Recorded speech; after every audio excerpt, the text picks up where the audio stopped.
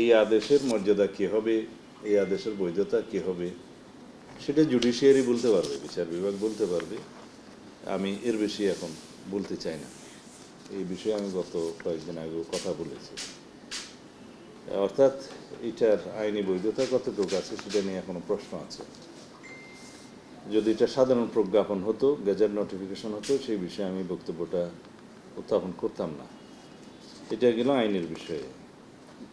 এখানে মাননীয় প্রধান উপদেষ্টা যে সমস্ত প্রস্তাবনা দিয়েছেন তার ভাষণে, মুদ্রা কথায় বলতে গেলে তিনি জুলাই জাতীয় সনদের, স্বাক্ষরিত সনদের লঙ্ঘন করেছেন। কারণ সেই সনদের স্বাক্ষরকারী তিনি একজন ঐকমত্য কমিশনের সভাপতি হিসাবে, এবং অন্যান্য সদস্যবৃন্দ সবাই, যারা রাজনৈতিক দলসমূহ স্বাক্ষর করেছেন সবাই। সেই স্বাক্ষরিত জুলাই জাতীয় সনদের প্রাধান্যকে তিনি এখানে উল্লেখ করেছেন, যেমন রাজনৈতিক দলগুলো কর্তৃক স্বাক্ষরিত জুলাই সনদকে মূল দলিল হিসাবে ধরে নিয়েছেন, অথচ সেই মূল দলিল থেকে তিনি বহু দূরে সরে গিয়েছেন। এবং এখানে বলছেন যে জুলাই জাতীয় সনদ সংবিধান সংস্কার বাস্তবায়ন আদেশ 2025 অনুমোদন করেছেন। এই আদেশ সম্পর্কে একটু আগে বলেছি।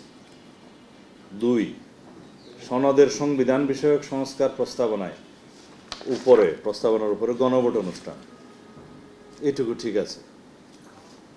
গণভোটের বিষয়ে জাতীয় ঐকমত্য পরিষদে সিদ্ধান্ত হয়েছে, ঐকমত্য হয়েছে যে এই জুলাই জাতীয় সনদ যেটা স্বাক্ষরিত হয়েছে তার জন্য একটা গণসম্মতি নেওয়া প্রয়োজন।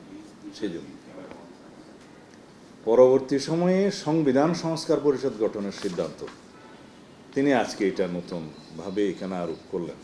কারণ সংবিধান সংস্কার পরিষদ গঠনের বিষয়ে কোনো আলোচনা ঐকমত্য কমিশনের এজেন্ডায় ছিল না, আলোচিতই হয়নি, ঐকমত্য হওয়ার কোনো বিষয় তো নাই।